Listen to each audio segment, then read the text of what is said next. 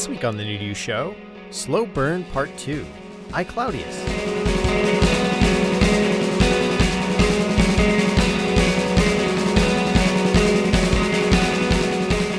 Right?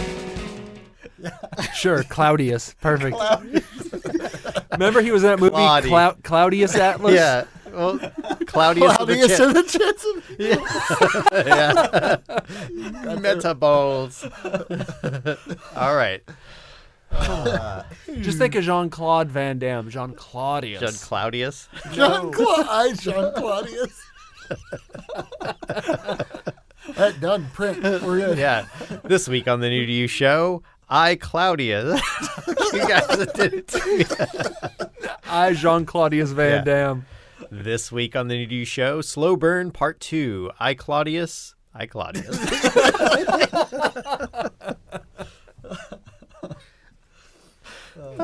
All right.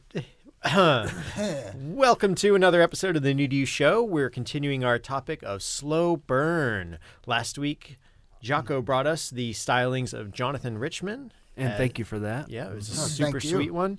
And what is New to You Show? It is a podcast where we bring new things to the table that you may or may not have heard of. Try to share stuff with people. Yeah. And hopefully share something they never even heard of. Recommendations. Yeah. And every week we bring you a new description for our podcast. Yeah, that's right. I'm still figuring it out. Because it's new. It's new every week. That's right. Man, I had one down for a while. Did you? What was it? It was like... Because you kept saying it was a water cooler thing. Yeah, and and I then was you like, started shooting that down. yeah, I was like, why water cooler? Is that even a reference people understand I was saying a anymore? recommendations podcast Well, that's fine too. for little children. But I like to perfect. think of it as more like gifts, little gifts of information we're sharing. I with like to people. think of it as Little gifts. sprinkling. Yeah, GIFs. Like bottles of peanut butter. Yep, Chunky love. Choosy moms choose gifs. Yeah. But we That made us all sound so depressed. Like we had a nice little joke, and then reality just kind of ground us down. What have we become? Back to the water. but we're So- talking about slow burn. burns. Yeah, so this week is Jules up on deck Yeah, with but his slow burn. But what's new to you this week, Jaco? So new to me this week is a web short that came out about a week and a half ago at the time of this recording, called "This House Has People in It." It was released actually as a sort of 4 a.m. Adult Swim infomercial. Oh yeah, I love those. Right, and this is this very, very unsettling video of a house that has been thoroughly wired with microphones and cameras. And there are all these different cameras all over, and you're watching as some unseen director, I guess, is switching from camera to camera. This is definitely supposed to be closed-circuit systems. And the sort of crux of it is there's these people wandering around the house, and they're talking, and it's a family, a mom, a dad, a little baby, a small kid, a grandma on the couch, and a teenage girl who's lying face down on the floor in the kitchen. And so as it goes, it sort of switches around, and we see weird stuff going on everywhere. There's little blips of, so you think you see something weird in a corner, or you think you see a little something blue run across the screen in the window. And you're looking all around. There's all types of stuff going on.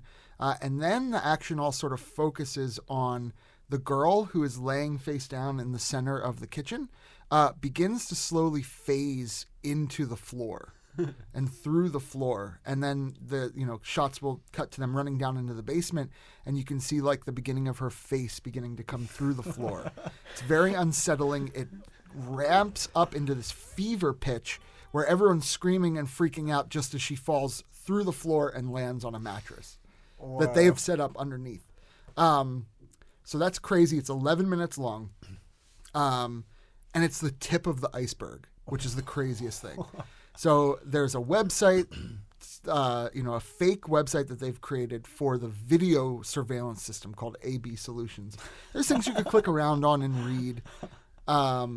There's the grandma's watching this video of a man, like a man making clay. He's got like a show about making clay. And like making pottery out of clay? Making pottery out of clay. And a video was uploaded to YouTube by ClayFan69 of that whole episode that she's watching. So you can watch that whole episode. Wow. There's if you click on the website, there's a login site. And if you click forgot password, it immediately puts up a prompt to just send an email to like a support system. And if you hit send in real life, you'll get an email back saying, hello, user 00437. Your password is, and then it's like some password. I don't know. I don't remember the password. If you type that into the website, it opens up a command log file where you can go through footage. Wow. From this. And somebody calculated it that if you looked at everything there was to look at, just video and audio files, there's like over 4 hours or 5 hours of footage that all weaves together this weird story about this family being watched, this weird disease called Lynx disease that they think they have. The clay maker talks about having Lynx disease all the time in his video. He's like, the best clay you can get is from prison, but you've got to wash your hands before and after you work with the clay because that's how you get Lynx disease. Wow. So it's insane, and it weaves together like they think they have Lynx disease. The daughter thinks that might be an effect of it, like phasing through objects. There's this weird creature that's running around the house.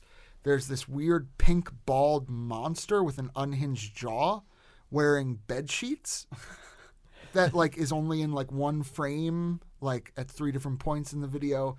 It's this insane jigsaw puzzle of footage, of experience. So I'd watched the video when it first came out, and then I was like, oh, that's cool. I didn't realize there was so much to it. And then somebody on Facebook posted a link to this guy This guy made an 1.5 hour long explanation of it where he sifted through all the footage and presents these ideas of what it could mean. And do you think that's just a random guy on the internet, or do you think that's somebody involved in the production? That's a or random. Do you think that's all a fake because it's all a joke? No, that is real. Well, I mean, unless he was contacted by them, but this guy is known for making these taking these strange, mysterious series. And making long explanations of them. He did one for that series, Everyman Hybrid. Did you guys hear about that? Which was it was like a Slender Man thing. These kids made really low budget college workout videos that slowly you realize they're being tormented by Slender Man in it. So I don't know. And these are all the same Comedy Central. No, Adult Swim. That was just group. Online, and this guy who reviewed this one also did that. And it was made by the video artist Alan Resnick, who's famous for those Alan tutorial videos, which are these really upsetting, sort of strange YouTube videos. They start off as a tutorial, and it's just and things sort of go out of control from there. Yeah. Well, did he have anything to do with the video of the Too Many Cooks? No, but it's the same time slot. Yeah. Yeah, kudos to Adult Swim for making still those. innovating in that way. I know, it's incredible. Too Many Cooks really blew me away. Yeah. And it has that, in a lot of these, in that same time slot, have this really neat, surreal aspect of which part of this is comedy and how come it's so creepy at the same time. Because they also had that really long infomercial that went off the rails. And so this is the same makers who made, it's called Unedited Footage of a Bear, which was that weird Zyrtec commercial that went on and on for 12 minutes. This is the same guy who did that, but this is way deeper of a mystery. It's really a mystery. I mean, just you describing it was very creepy. I was right? Yeah. It reminds me a lot of, it's very clear that these guys were really into House of Leaves. Was that it? Mm-hmm. Yeah. The Daniel, Daniel Z. Yeah. Which, well, I'll talk to you later, but cool. We should do Let's Read That podcast. What? That sounds great. I'm there. Yeah. Do you remember the musician Poe? Nope. She has a brother who's an author who writes these books that are I don't know how to even describe them. He plays with type. He plays with your expectation. So the House of Leaves is this horror book, sort of. It's like a metaphysical, or it's like a psychological thriller. But as you read it, you're like reading about this kid who found an old man who was going crazy because he had a manuscript. Now I'm reading the manuscript and writing to you about it. But you start to realize that you're also reading a manuscript. In the mouth of madness kind of stuff. And the book starts talking to you as you read it. So and crazy. there's color is important. Like house is always a certain color, the word house. Right. And so there's all these things, and eventually, like, you see it with like Bester was doing it with like Demolished Man and some of his books, but you saw who Slivy Toes, that guy who did the, not Frank Baum, but the Alice. He played with type. Carroll. Like there's Tim a Carroll. few like poets and a few other like authors who've played with type, but this guy does it in a way to evoke like a psychological reaction and an emotional reaction, and it's deep and interesting, and there's puzzles to it. And then Poe in turn wrote an accompanying album to the House of Leaves. Oh, cool. But it's like fun, weird stuff. And that same guy, I'm reading on the second book of his. It's going to be like a 24 book series called The Familiar, and the second book just came out. Wow. Of And the they're all like 24 this book big. series. Yeah, they're all like 2 inches thick or something. So that was like a vibe that I definitely got with This House Has People in It, of just there's so much to discover, but also this is a really good 11-minute short that's totally weird and mysterious if you want to leave it at that. Cool. But you can dig in and really dig in. And I found myself up at like midnight, entering command codes into this fake website to watch these weird videos. And the videos are really scary because it's got that surveillance. It's all surveillance footage, so it really feels strange. Also check out Data Pipe, which is hilarious. Data pipe. Did you ever see the Data Pipe one? Check that That's out. also good. Yeah, it really is. Sweet. Well, thanks, Jocko. Yeah. I want to what's check new to that me. out. Cool. So, Jocko, you gave us Jonathan Richman last week. Jules, you've got something this week. Why don't we roll into it? But before we do that, something that we don't do all the time is forget to tell you who we are. Oh, yeah. Oh, yeah. And this week, we almost did. Who am I? Wow. I am one of your hosts, John Holt. With me this week, I am Keith Vincent. also with me, This week I am Julian Cage. and I'm always Jocko Farino. all right, and Jocko is returning. He was a guest a good while back, and last with week. some of our great episodes, and was here last week, and he's helping us with this topic. All right, so let's go into Jules.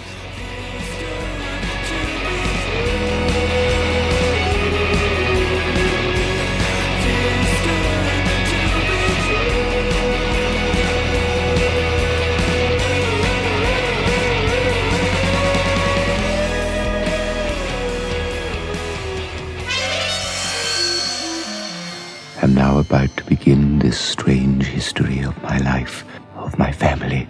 I'm going to marry to Uncle Claudius. And you can both come and live in the palace. So my slow burn is I, Claudius, 1976 TV series. They're based on books by Robert Graves, and they are about Roman history, loosely based on real... The autobiography yes, of an emperor. Of an Emperor Claudius, and kind of the sort of from his birth, like basically all the machinations and all the people that rose and fell from power, and ends with his own death and so on. But first, I want to talk a little bit about what slow burn is, and because we've said slow burn, but we haven't really talked about the topic, and I'll just talk about what it means to me. And essentially, it's something to me. It's like something you have to warm up to. That at first you're either skeptical of, or you don't think you're gonna like it, or you don't like it, and then after you give it a chance, it really grows on you, and eventually you end up loving it. And so I'll talk a little bit about how I was introduced to it, but I'll tell you a little bit more about it. So it's definitely I think the first thing that struck me and made it hard for me to get into it is that it's from the 70s. It's It's TV. It's pretty low budget. I think it was made for PBS as well, right? Yeah. So like a budget of $15 to make a mini series, I'm sure. And so it has this kind of soap opera vibe to it. It kind of is a soap opera in some ways because it's really just about, and it's also very theatrical. There's very a lot of the acting is over the top. Well, theatrical in the stage play kind of Yes. sense. Yeah. And which you don't see too. I mean, you see less and less in TV acting, and you associate a little bit with soap operas and novellas and stuff like that. And and it's a period piece, so to do low budget on a period piece always is a little rough, and there's a lot of makeup that makes people look a little grotesque and things like that.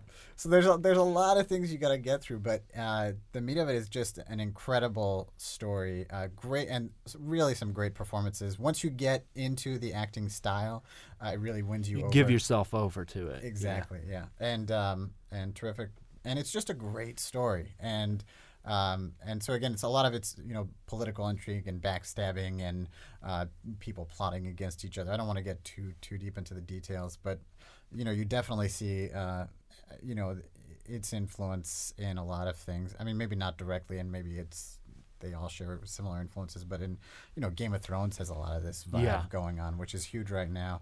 This is like basically Claudius is Game of Thrones, except instead of Jon Snow, it's a guy who has a stutter and is not a fighter and does not have a wolf and and it's told, has a tick. And it's told by him as an old man, so he's an old crippled man looking back. It's kind of like if Tyrion were to survive the whole series and kind of become king for a little while and things were peaceful, and he was writing the tales of Westeros. And he also wasn't a womanizer, wasn't ever cool, or ever, or any of those things. Or could never come up with a neat, funny thing to say at just the right time. It's really about how a kind of a meek but cunning man survives his own family. It's somewhat only because he's smart. Yeah, exactly. And everyone thinks he's an idiot. Yes, he plays the fool and so on, but it's just full of twists and turns, and there is a lot of historical fact behind the main plot points are all true, and it just makes you realize what a crazy time it was, and. Well, I don't think it was a crazy time. I think you could look at any big dynasty throughout any time, and there's a lot of these kinds of machinations going on. And I think it's important to note that this is a Robert Graves who wrote I, Claudius and Claudius the God, he's a British historian and a classicist, and he's writing at a period when the British Empire is sort of at its peak and decline. Mm-hmm. And so they were very wait. At its peak and what do you mean? It had peaked and was declining. Okay, and so it had already peaked and it was right. On its it was slide. in its slide, but it was still it was coming. Had just crested and come over, and when he's writing his just right after World War II. No, before that. Okay, I think it was in a turn of the century was when he was reading. I think so. We'll have to look that up, but. But because they tried to adapt this into a movie in the 20s or 30s, so it's interesting as a British author or historian who's reflecting on the current state of their empire, looking back to the last greatest empire as they saw it, and kind of we get mocked as Americans for not knowing our history as well, and that's because we don't have as much of it. Really, we don't. Our dynasty is 4 years at a time or 8 years at a time in terms of the heads of state, and we have these giant GOP, these giant parties and a few highlighted people, but we don't have the massive lineages who rule for decades and have plots and machinations and all these things that are mirrored by. I don't know. Jeb Bush was running for president. He was giving us hope for the dynasty, but dashed. It's crushed. But what I'm saying is that there's so much history that they can even look back, 1900 years and see parallels to another dynasty within their own continental. Within their own empire. Right. Yeah. It's well, and because this story takes place it's like during the period that's sort of the fall of the Roman Empire. Right. So that's why the analogy. Well, we'll talk about that later. Continue. Okay. But so I'll talk a little bit about how I got into it, and so at the time, this was in 1996, summer of 1996. We were editing the sports mockumentary Olympic Greasy Are Watermelon. you certain it was 96? No. We were. It had to have 2000, been- 2000. Yeah, sorry, yeah, okay. 2000. What have you done? Wrong chunk of time. 2000, the summer of 2000. I was kind of living at my friend William Hartong's apartment because I was editing along with my friend, a few of my friends. We were all working on post-production on his mockumentary film Olympic Greasy Watermelon, and so we were in his apartment all day long, and I happened to notice on his bookshelf, like it was like a whole set of VHS, and it was this Claudius thing, and I'm like, and it kind of looks like out of place, and I'm like, what is this? And he's like, oh, you've never seen it? Oh, well, we're just gonna start watching it. I'm like, really? It's like, yeah. Okay. I'm like, sure, whatever. And so during our lunch breaks every day, he would just pop in a tape, and we would watch Claudius, and it was really just his enthusiasm and like, no, you guys it's the greatest thing ever. You're gonna love it. Hang in there, guys. Hang in there. So I'm like, okay, I guess so. And at first we're like, whatever, it's a good way to pass lunch. And then like after the first week, we were just like begging him to put in another tape and be like, oh no, we gotta keep watching it. Lunchtime should be 2 hours. Like, no, we gotta get back to work. So it was kind of like the carrot that kept us going. Like, oh, one more tape at lunch. So that was how I got into it, and it was really a lot of fun. And yeah, it's a great like binge watch, which it's harder to do back in those days. So what was an initial turnoff for you? I mean, all the things I mentioned earlier, the poor production quality, it's very Crazy makeup, especially some of the actors are super hammy. They like chew the scenery. Yeah, it's awesome. yeah. And there's a lot So of good. interesting audio. There's Yeah. a lot of interesting audio stuff where you can hear people walking. By and interesting, he means like bad. It's also pretty like, it's not early, but it's still fledgling color video. Yeah, like where you get like yeah. when they're on a candle or any sort of hot light source, it gets that bleed Yeah, and and the streaking. and everything looks kind of washed out. Yeah. and- I'm very nostalgic for that, the exact look of Claudius, of that sort of, that early VHS, or not even early. It's like mid-career video. Yeah. It's like it's not perfect yet. It's not like 1997 video, but Yeah. it's like it's not good. But you quickly like just get sucked into the story and you forget all about that. Also, so the movie, the show itself must have just had to keep shooting because it really, and that's what they do on soap operas. That's why they feel the way they do. Yeah. But in the middle of that, they try some really ambitious stuff. Like Yeah. it's all set up almost as if we're just going to film a play. That's kind of how the whole thing is set up. Yeah. Except this particular scene is going to take place on this stage and this set. But it all is just as if you're watching a play, which once you give over to that, it's fine. But they do try to do some really kind of, every now and then they try to get this like, oh, what if we have him crying in profile in front of the lady who's making him cry in the background while she's like coming up with a new scheme, It's Yeah, every now and then the cinematographer is like, no, we can do something. yeah. There's Yeah. a lot of candles.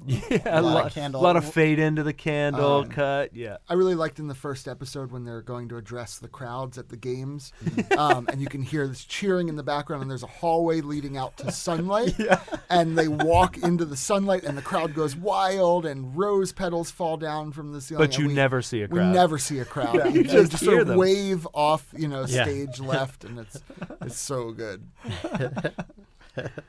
Yeah, you get to see some great performances. Young Patrick Stewart with hair. Uh-huh. Yeah, John Hurt is in play on this one as well. It's a great cast throughout. Yeah. And John Hurt plays plays I don't remember. Germanius? No, he plays No. the crazy. He plays Nero. Oh, yeah. And just a great performance. Yeah. I really, really loved. I loved the acting in this. I thought it was hammy, but it's also, again, there was something that struck me very nostalgically in this pick of yours, and it's like an acting that we don't see anymore, and that's a shame because it's not bad act. Like it's foreign to us now, but it's not. It's pretty good acting, and Brian Blessed. The one who played Augustus is just, it's all in his face, and he's like very nuanced with his like doughy face. It's so. Is he nuanced? I'm not sure there's very much nuance in I think any of the acting in any of this. they're Though all I'm not nuanced. saying that's a bad thing. I think they're all nuanced for, these are all stage actors. Yeah, like absolutely, this is like yeah. Shakespearean trained, like classic pound the boards actors. Yeah. And a lot of these guys are still doing that, plying that trade. Certainly. And I think that this is, I guess, not to totally contradict, but this is something we don't see on TV anymore. Yeah. But I think this kind of acting is Unless alive, you watch well, TV in the afternoon at 2 in the afternoon. like ITV. Unless you're watching your stories with grandma.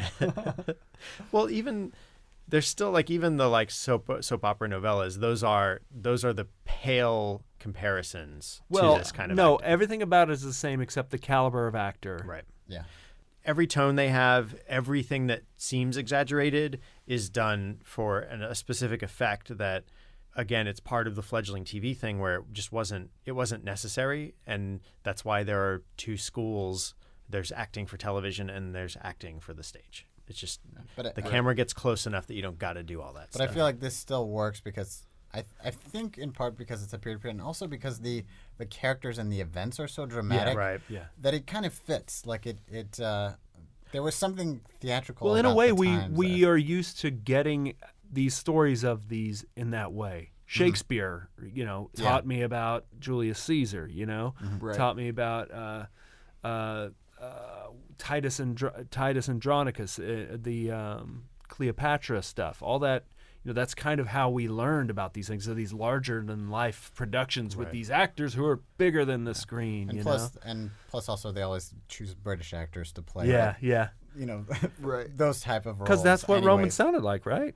These are also huge casts of characters. Very I mean, this is just so the first. It's a 13 episodes. It's 13 episodes, but it's really 12 because the first two episodes are one episode. So episode 1 is like an hour, almost 2 hours long, something like that. Right.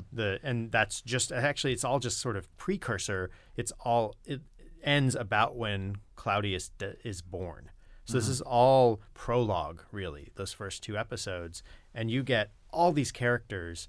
Not all of them are going to maintain past Claudius' just birth. like in Game of Thrones, right? Yeah, like Game of Thrones. Yeah, it's deep. And but because everyone is so caricatured a little bit, and appropriately so, you know each character and you know why they're different, and you get who they are without having to have long scenes with them, but also without it feeling ham-fisted. And that's where this show and that careful balance of how the script is written and who the actors are really does work. Yeah. Oh, I love this show, don't get me wrong, but I do think a lot of it's ham-fisted. I don't think there's very much subtlety in this whole thing, but that's okay because that's part of its charm, I think. Yeah, and in a way, it's like once everything hits that tone, you sort of don't notice it anymore. Yeah. It's all very internally consistent. But there's these shots of them you just hear narration. You hear Claudius narrate as they flashing back, and you see these people eating grapes and staring at each other and flirting so obviously the grandmother noticed that she was flirting with her brother-in-law. It's everybody noticed because it was so obvious. But again, that's it's like a stage show, and it's one of the things you have to do if you're going to start to like stage shows. You have to give over to that, and that's kind of that's that adaptation period. That's the slow burn part. Yeah, you just gotta embrace it. They also do that thing that I love in stage plays, where two people will peel off to the side to say something in secret, and they'll be talking in normal voices like 3 feet from everyone else, but they've removed them. Right, it's at a side. I love that. Oh, I love that. It makes no sense, but it's so good. So, Jocko, had you seen I, Claudius This before? is the first. I, Claudius? When you brought it up, this is the first I'd ever even heard of it. Completely off my radar. I started it to watch, and I'm hooked. This is not a slow burn for me. From like the first scene with the first time Claudius stutters, for some reason I was like, I'm in. Yep, let's see where this goes. And just like as hammy as the acting is, I'm like, I can't get enough. I had to like force myself to turn it off to get here in time today. Yeah, Excellent. yeah. It really has that This power. is a fast burn for me. You want to make it better? Only watch it one episode at a time at lunchtime. Oh yeah, good It idea. really makes you like, oh, I want it, need it, gotta have it. Just that once, like the scene at the end of the first 2-part episode when Livia has her shoulders on the boys. And Yeah. like Yeah. she closes her. I'm just like, this is my favorite scene. And, like, and it's, oh, go ahead. no, that's all. I was making a little orgasm. So some of sound. the some of the cast highlights are the lady who plays his grandmother, Olivia. who's kind of the center of these conspiracies and machinations, is the same actress from Dune, from the movie Dune, that plays the witch, the leader of the The high wording priestess or way whatever. people. Yeah, she's a great She's really villain. great. I had watched this in Latin class or Latin club Oh. back in high school. And you had to translate the whole movie as you were watching it Yeah.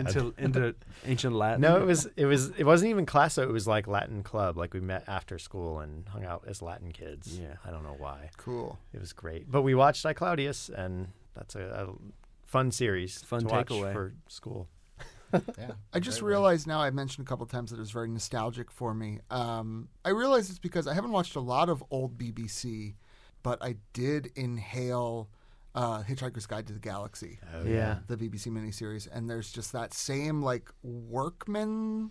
It's just like workman-like. You know, the sets are very workman-like. The acting is in a way too. It's to get the point across. Well, And, they're like, we have limited resources, so we have to get this through any way we can. and it just go ahead. it just looks so real because it passes so far. It's so fake, you know. Yeah. It's like it's hitting that uncanny valley for me. It of also realism. reminds me a lot of, I don't know if you've ever seen those, but there was a series of like kids stories that Shelley Duvall hosted Yeah. in the Oh, 80s. yeah. And they feel all like this as well, where it's just like, it's very supposed to be a stagey. cave, but the floor is flat because it's just some stage that somebody decorated, stuff like that. And just the same audio quality, I Yeah. remember. It's all very It's similar. also because maybe it's the British idea, but it's also that video quality and the period set and dressing reminds me. And I kind of just thought of this as like how many of these sets were used for Doctor Who. Yeah. Sure. Like because that was, they were definitely capitalizing on whatever was being Or shot. Zardoz. Yeah. Wait, Zardoz is its own movie in its own right. It's art. No, what was the show that was the it had the bubbles? It was The kind Prisoner. The Yeah. Prisoner. I Yeah. could kind of see some of these sets being reused in that. That one was sort of that one was all self-contained and seemed pretty rich. Maybe we'll talk about The Prisoner one day. Yeah. It's a real good one. I've never seen it. You should seen it. It's I never new to watched me. It's been rebooted a couple times. I've never I think. watched the The old. remake. You got to watch the old one. The original. Yeah. Speaking of which, if you get the DVD, I don't know if it's available on the iTunes version, but the DVD version has a documentary about the epic that never was. You're talking about I, Claudius. I, now? Claudius, yeah. I, Claudius. Claudivs. I, Claudius. About How do their- you say Claude right when you say Claudivs, but you mess it up when you say Claudia? Claudius. You say Claudius. when you say Claudius. Claudivs, you say it right. No, but then when you say Claudius. Claudius, you say Claudius. Because anyhow, so there's a great documentary. It's kind of like Lost in La Mancha, It's a documentary about a film that never was. And so it's about them trying to make Claudius in 1937. And Wow. it's wow. great documentary. Very fun. It's a 71-minute documentary, something like that. I keep saying negative things about this. I actually really like it, and its charm is palpable. But I really think that this could use a remake. I could totally see a remake of this. Maybe. And I think it could easily be remade and nicely. I mean, You unfortunately, it definitely would probably be a lot like, I don't know, like this 2005 remake of Pride and Prejudice. Oh. No. Well, I mean, there was. Did you ever see the HBO series Rome? yes. Yeah. Yeah, because I mean, you could say like there's some parallels. Yeah. So but- I don't know which time. I didn't watch enough of that to know which. Rome was the period just prior. So it's Augustus's. I mean, it's Julius Caesar and his rise and his deal But in Rome. it has some characters and some like plot things that are similar, like, but it's a very different kind of show. But I think some of the different, like it has amazing production value, and it has it's much more cinematic, but it's more like muddled and kind of harder to. I mean, I enjoyed it, but it's like. You kind of miss the like clarity of Claudius and just kind of the It's directness a little more of it. gritty. Yeah. Right. And I don't know if I would want to see a modern version. Like it would be interesting, I guess, but I have such an affection for this version that it would be hard for me to watch a remake, I think. And I could see this getting picked up by like the CW and being like a Tudors or Reign or something make like everybody, that. like, Everyone's super 20. sexy and 20 and Nostradamus is like this babe. That's one of those shows. It's like Nostradamus is this young hunk. It's really great. He's checking his hair in a black It mirror. is, yeah. I would I'm gonna almost look rather through see a CW version than an HBO version. Sure. Of Claudius. I think I agree with you there. Yeah. But it's still like it's Claudius and they're vampires.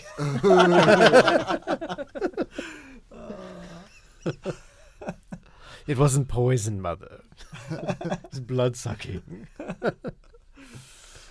Yeah. So should we leave to go pitch that right now, or Yeah. Because that's a great idea. Well, who's who in Hollywood listens to this, so I'm sure Yeah, they'll be yeah. calling Oh, us they'll call tomorrow. us. They already know. Sorry, I'm new to this. They already know. Good pick, Jules. Would Yeah. you? So, Jocko, are you going to finish the series? Up? I'm definitely going to finish the series. All right. Absolutely. Keith, in revisiting it, do you think you would watch it through again? Sure, certainly.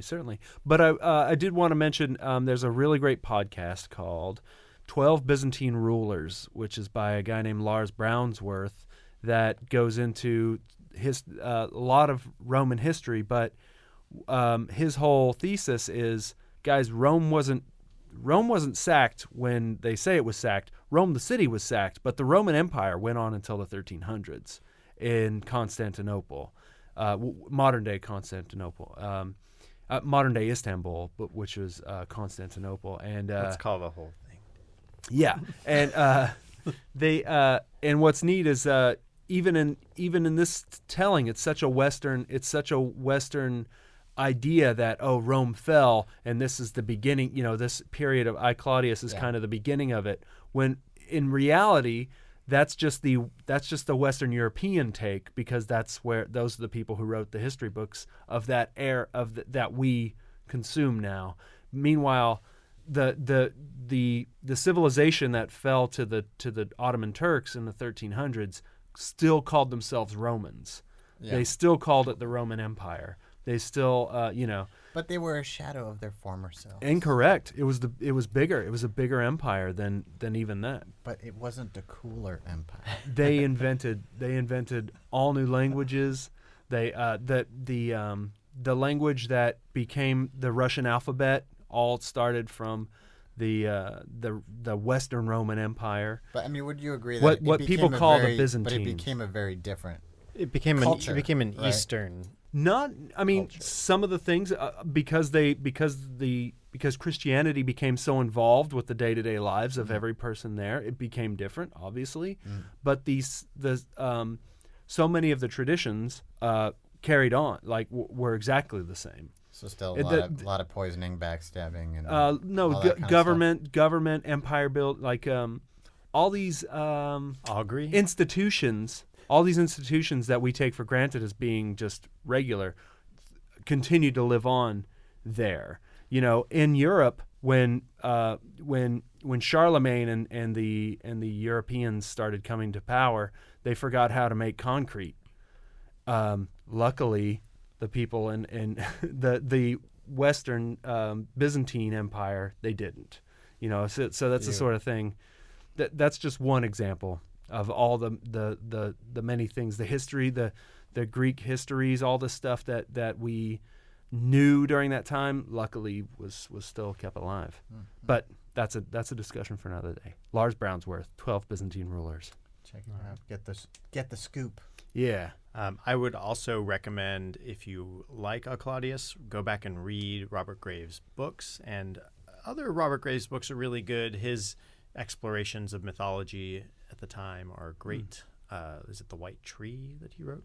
I don't know any of There are his some books. good ones. How would you compare the books to the series? Is the tone the same and everything, Or is it think more it's- like a dry historical? No, it's not. It still has like a fictional level of it's historical fiction to some degree, but it's also based on his accounts that he's Based on all of his study of history. Yeah. So Cool. it's the way he wrote was very fresh without feeling fake. So Oh, one more thing. The movie Gladiator, one of the characters is the guy who played Claudius. what do you mean Gladiator? The movie Gladiator, and in the movie Gladiator, there's a scene where Joaquin Phoenix is talking to, in a threatening way.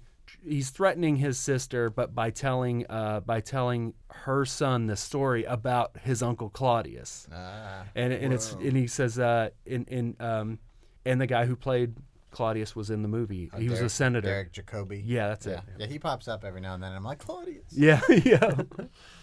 Yeah. Where can people watch, find, see Claudius?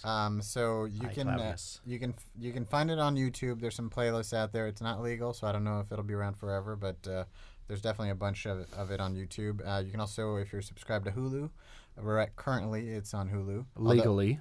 Although it's hopped around, so I don't know how long it'll be on Hulu. And you can buy it or rent it from Amazon or iTunes, and you can order the DVDs and get the extras on Amazon or wherever. Yeah. So Cool. yeah.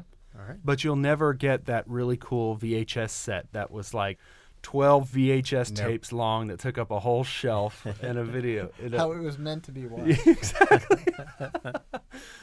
But thank you, Jules, for bringing Yeah, us that was back down great. there. Yeah. Very, very excited. Love to revisit.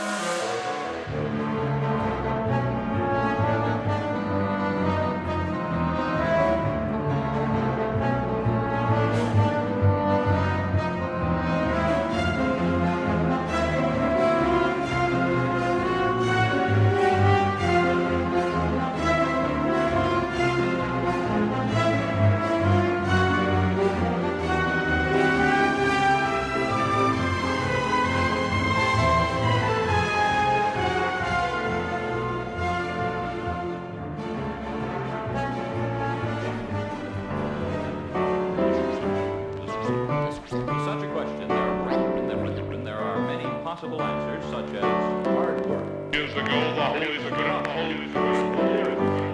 Feel I'm alone in this whole of existence. I know it takes time, but I'm losing my persistence. The distance. Hey everybody, thanks again for listening to another pick in the slow burn category. That was part 2. Next week, I'm going to be up on deck with Deathnote, a manga which was eventually made into an animated series, a live-action series, and a whole bunch of novels and all kinds of stuff. But yeah, so check out Deathnote if you want to catch yourselves up before the next episode. I was one of your hosts, John Holt. With me this week was Keith Allen Vincent. also with us. Jocko Farino. And Julian Cage. You can find me on Twitter at Lord Joho. Where can they find you, Keith? On Tumblr at earthlingkeith.tumblr.com. Or at At my house.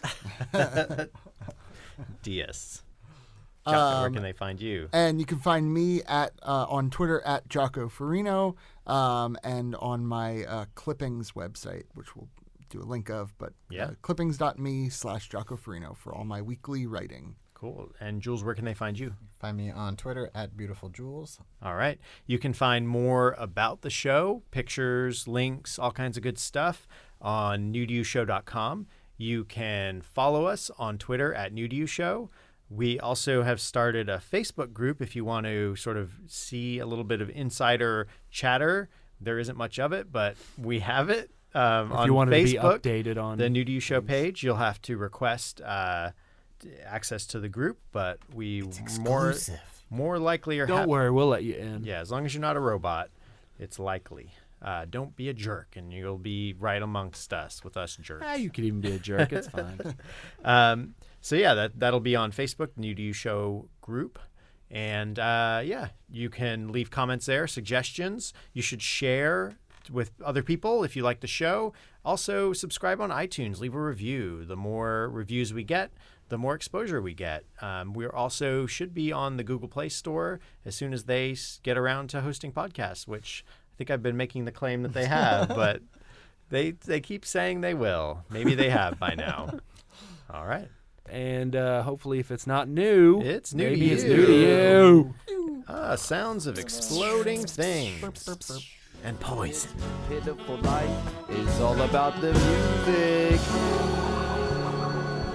Be with him together forever, without the limitation of time ever again. So the second coming of the Lord is not dead. They're two separate